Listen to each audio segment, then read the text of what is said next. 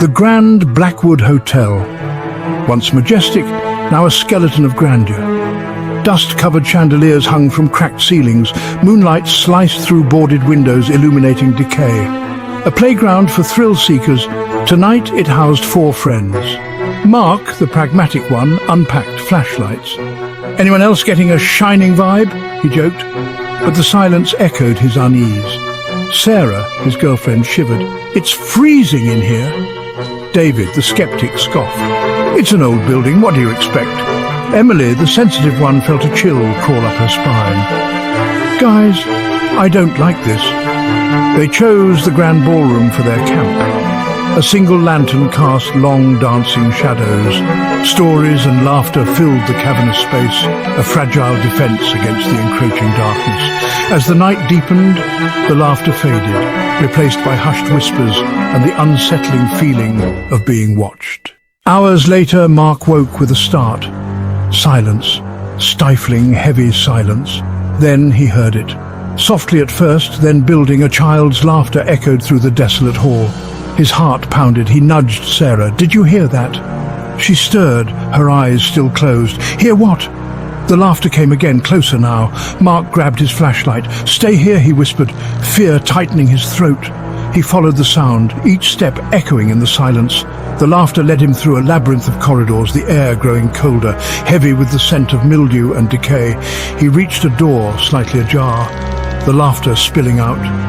Taking a deep breath, he pushed it open. The room was empty. Moonlight spilled through a broken window, illuminating dust motes dancing in the air. He called out, his voice shaky. "Hello? Is someone there?" Only the echo of his own fear answered. A wave of dizziness washed over him. He stumbled back to the ballroom, his blood turning to ice. It was empty. Sarah, David, Emily, gone. Panic seized him. He raced through the hotel, his calls swallowed by the oppressive silence. Desperation clawed at him. He had to find them. Then he heard it again. The laughter. This time it was different, darker, more urgent. It seemed to be coming from behind a heavy wooden door at the end of a hallway. The air around the door crackled with an unseen energy, sending a tremor of fear through him. He reached for the handle, his hand shaking. He flung the door open, his flashlight beam cutting through the darkness. Emily stood in the center of the room, bathed in an unnatural light. Her eyes, once warm and inviting, were now cold reptilian slits. A grotesque smile stretched across her face, revealing rows of sharp, pointed teeth. She spoke, but her voice was a guttural rasp, a mockery of her former self. "Join us, Mark. We can be happy here, forever." Behind her, a swirling vortex of energy pulsed, the source of the chilling laughter. Mark understood. The hotel didn't just stand empty, it fed, luring unsuspecting souls into its depths, twisting them into something monstrous. He backed away, his heart pounding against his ribs. He had to escape, warn others. But as he turned to flee, he knew with a sickening certainty that he would never forget the chilling laughter echoing in the halls of the Grand Blackwood Hotel.